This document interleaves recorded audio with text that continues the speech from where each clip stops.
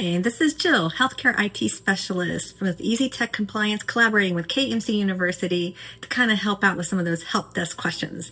One of them that we are getting a lot of is AI compliant, HIPAA compliant? And that's not an easy question to answer because AI can be used for everything.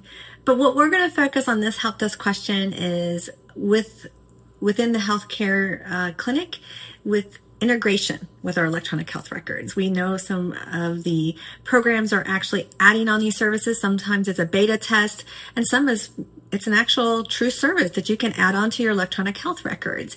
And they're commonly used in chiropractic clinics right now. So a lot of people say, well, they're saying it's HIPAA compliant, so it's got to be.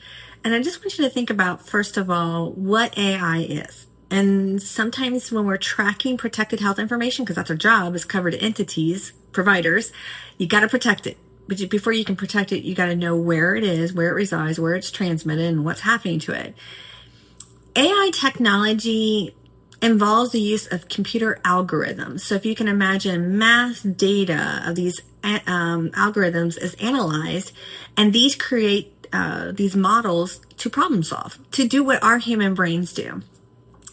But in order for these models to actually work, all those algorithms requires enormous amount of data. So if we're putting in the patient data in there, we've got to know where it's stored, transmitted, processed. That's your responsibility.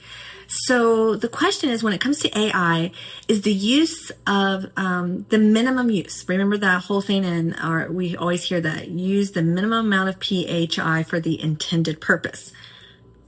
How do you do that with AI when it's mass amounts of data? So this is what we do know. We do know that HHS only has put out a final rule that focused on vendors, those who are software developers for electronic health records. That started in 2025. And so what it said is, hey, you're going to have to disclose to covered entities.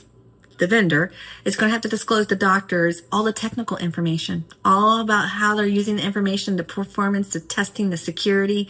So they're going to have to explain the steps they've taken to manage all the potential risk of adding that cool AI service to the electronic health records. So if you have a vendor that's added this service on, more than likely they gave you an updated business associate agreement. I hope they did, because more than likely there's new threats and vulnerabilities, and they would want to include that language into their business associate agreement. They also might give you a statement. You deserve one to know how they've implemented HIPAA protections. So again, getting that tangible evidence that they're HIPAA compliant and enabling those safeguards. Another thing to think about is, does it use DSI, which is called Decision Support Intervention. So if they're using that service, you really need to know how it's being used and whether it's HIPAA compliant. Just because a vendor that we've been using for a very long time is HIPAA compliant, we have a signed business associate agreement with them, does not mean all the services they now offer are under that umbrella of business associate agreements. It may not be included. So we've got to confirm that. And then always think about this way. If you're going to use any type of AI, I'm not going to give you a list of recommendations. HHS has not put out anything yet for providers. Hopefully it will be in the new security rule. But just remember, get a signed business associate agreement with them. That's before you engage with anybody, and make sure you know what services are included. A perfect example is Microsoft Office 365 can be HIPAA compliant. You can get a signed business associate agreement. You can just, as soon as you sign up. But in their terms of use, they have that shared responsibility, and they say, oh no, these are the only services that are HIPAA compliant in all the products we offer, and this is what you have to do and configure. Same thing with this AI. Make sure you know it's one of the included services that fall under that business associate agreement, and also that you have configured your settings appropriately. And never forget, don't just start it. Make sure you've got some policies, protocols, and some training, and also monitoring.